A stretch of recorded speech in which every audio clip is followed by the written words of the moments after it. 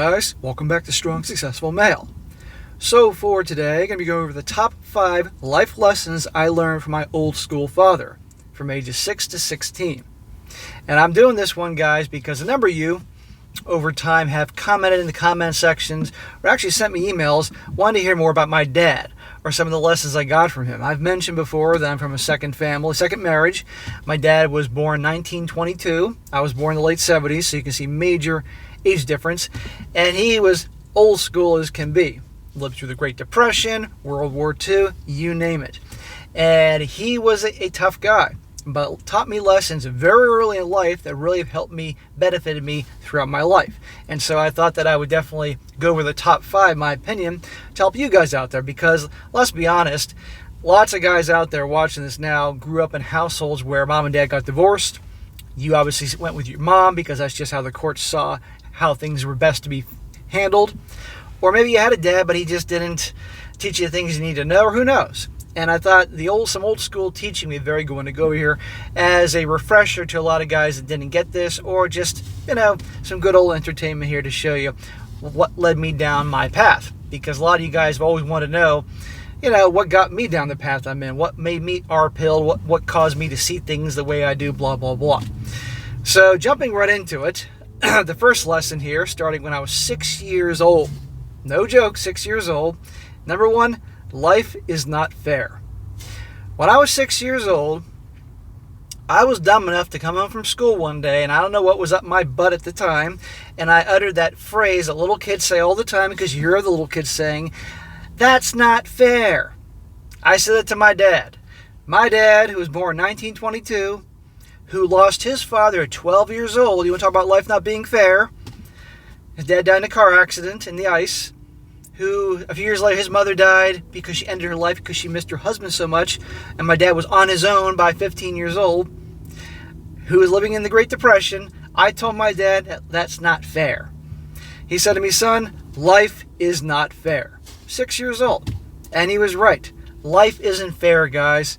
Life can be very, very hard. Now, fortunately, I was born here in the US of A, which a lot of people would love to live in.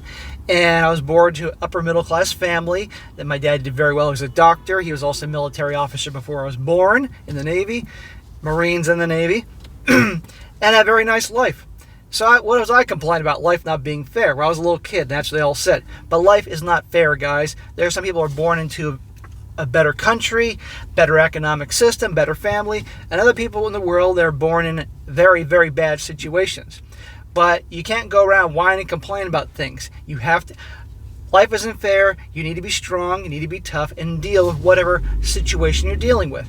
And the younger you are, that you accept that, the better off. But because this whole fairness thing, and we can debate and get into politics about fairness, but when it boils down to things, look, guys, life is hard and it's tough, and it's going to throw curveballs at you. And if you think that everything's going to be a-okay and that you're entitled to this, no, it's not going to work. You got to be strong, you got to be thick-skinned, and deal with it. End of freaking story. And that's why he said to me at 6 years old, because what he went through as a little kid was nothing compared to, and that's very important. You must understand that. Okay, next lesson. I think I said this happened when I was about 7 years old. One day I came home from school, and I don't know what was going on, and I had the gall to ask my dad for an allowance. Now keep in mind, guys, at 7 years old, me and my sister had enough toys to fill up fucking Toys R Us. My bedroom and the TV room where we had like our toy box, everything was wall to wall. G.I. Joes, Transformers, He-Man, Star Wars for me, and my little sister, My Little Ponies, and Barbie, and Strawberry Shortcake, and fucking Care Bears. Toys everywhere. And I'm asking my dad for an allowance. My dad said to me, looked me straight in the eye and said, "You don't get allowances. We work for our money." Yeah, imagine that. Well, I can't go get a fucking job in California at 7 years old. But the point is, there's no handouts. He was pissed off at my level of entitlement. I didn't deserve shit. I had plenty of toys everywhere. I had all these great things. Now, it wasn't like I was lacking, but I probably heard that from my buddies. I went to the private school I went to. But I was being a little entitled little shit. What my dad probably was thinking is that you're not entitled to shit, motherfucker. But he didn't say that, because my mom would smack him. But the point is, guys, you work for your money. You want something in life, you're not entitled to it. You're not entitled to shit. The only thing you're entitled to, guys, in my opinion, is living in a safe environment and being treated as equals and things like that, and having the things set up in a way that one can advance themselves if they work smart and hard. But beyond that, you want something in this world, guys, you have to work for it. You have to earn it. But there's so many people out there, a couple back-to-back generations, wink, wink, nod, nod, that really feel entitled to a lot of things. Now, I'm not saying all are like that, but many are. No, you want something in this world, guys, you got to make it happen for yourself. And again, this is the father who grew up during the Great Depression and lost his parents young and had to fend for himself. There you go. Okay. Third lesson. I learned this probably within the same year, 7 or 8 years old. Save your money for a rainy day. That's what my dad told me. My dad would get so annoyed when we would go out to like the mall or like out for pizza, because there'd be like different pizzerias. You go out for pizza and they would have like a game room, like an arcade, and they'd have like Pac-Man and Donkey Kong. This is the early mid-'80s, guys. Pac-Man, Donkey Kong, pinball, or those machines where you put a quarter in and that claw goes down and picks up a stuffed animal, that type of thing. And I'd be put quarter after quarter. My dad would get so annoyed. He'd be like, "You're throwing away your money." And he'd say, "Save your money for a rainy day." And of course, it's like, "Dad, it's California. Hardly ever rains here." But I didn't take him. I took him literally.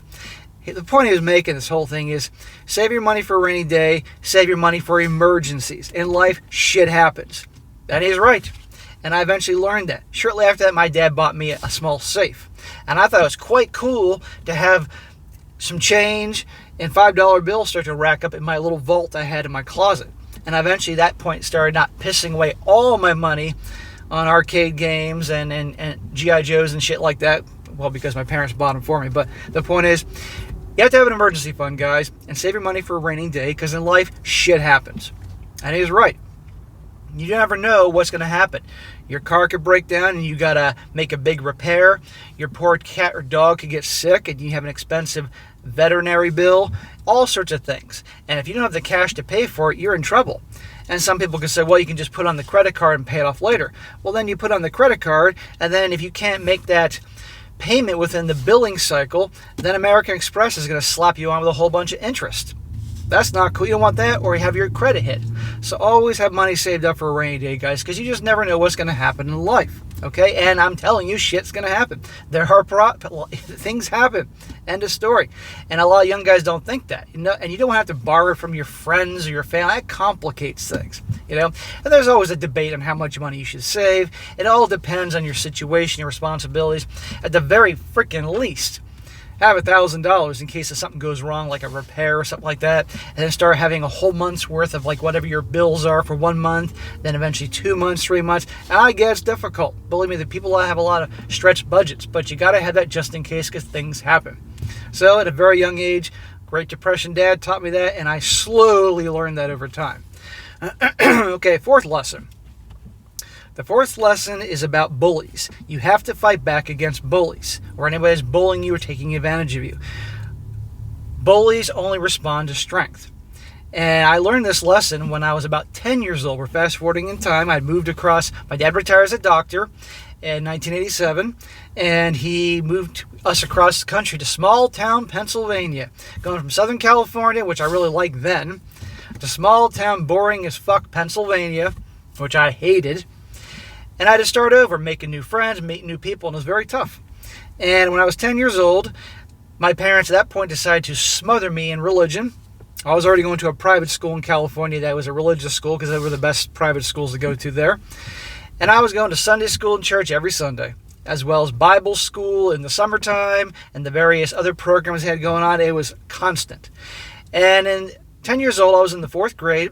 This older kid in the Sunday school who was in 8th grade, he was this fat fucker, was always giving me a hard time, making fun of me, shoving me, that type of thing, when nobody would see it happen, And really, that does a thing to a young kid.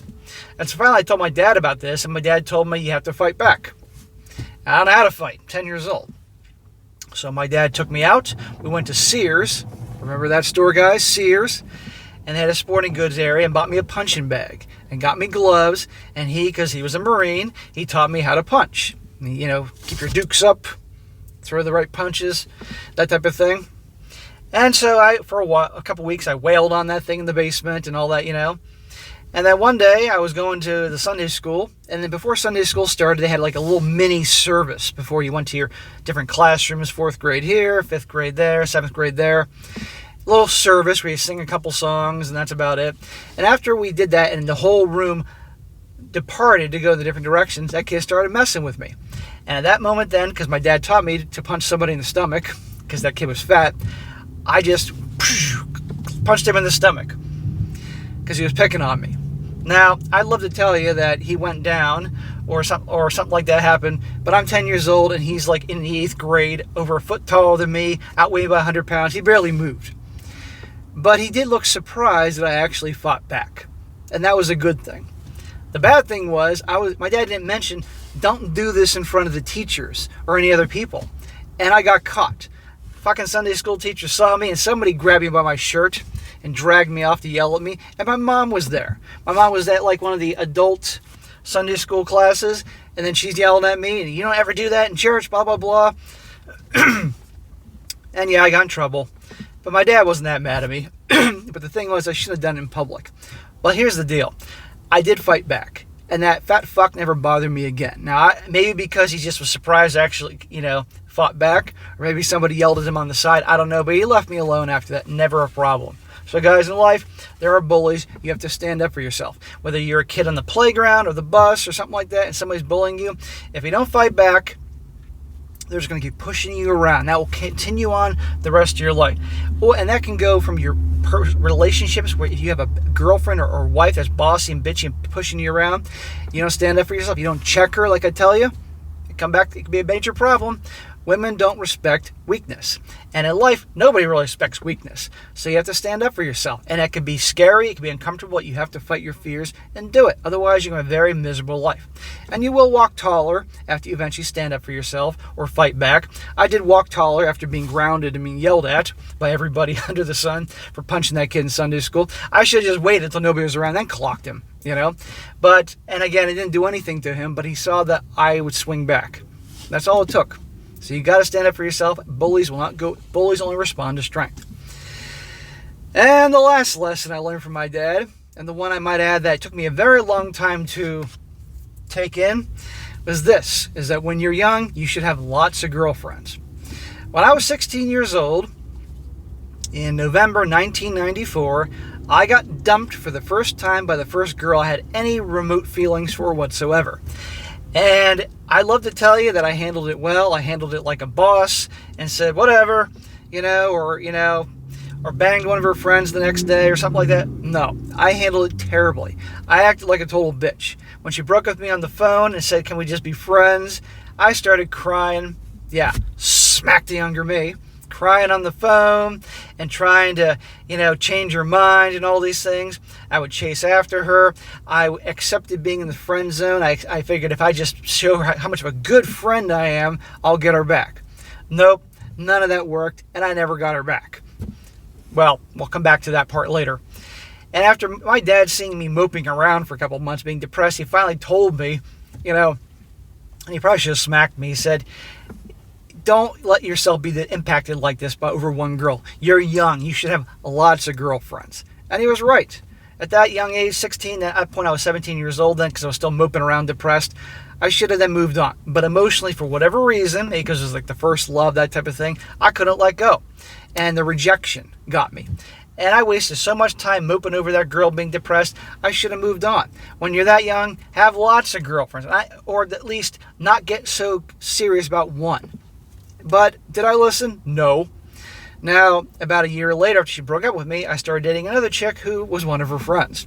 It actually turned out to be one of the best girlfriends I ever had. I went into college with her and everything like that. And let's just say that girl didn't like it and I was dating one of her friends down the road.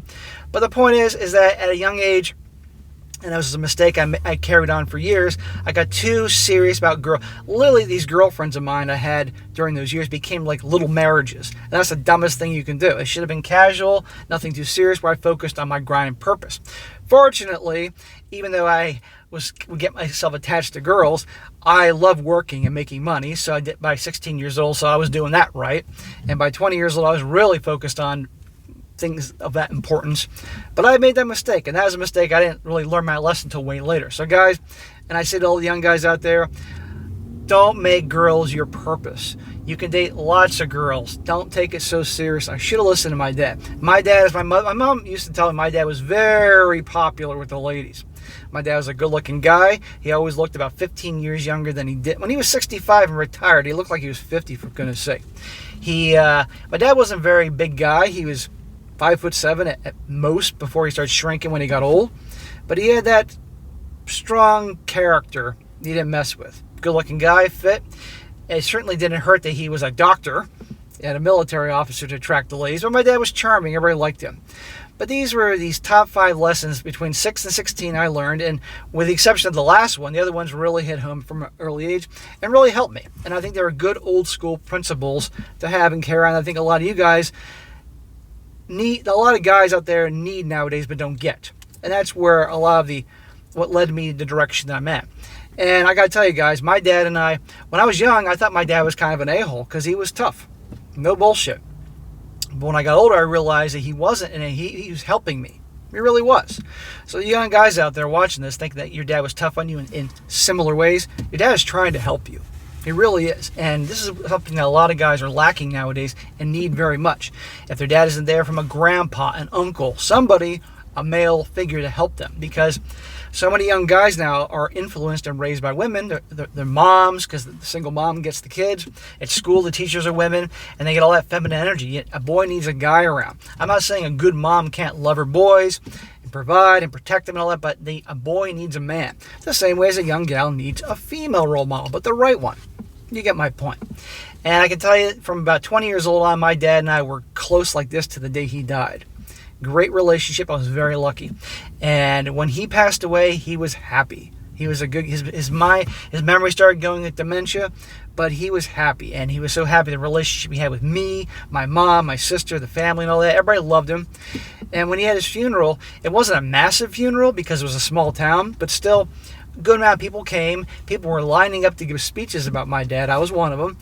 And it ended where, because my dad was in the Navy, that they had a naval officer and an enlisted sailor there.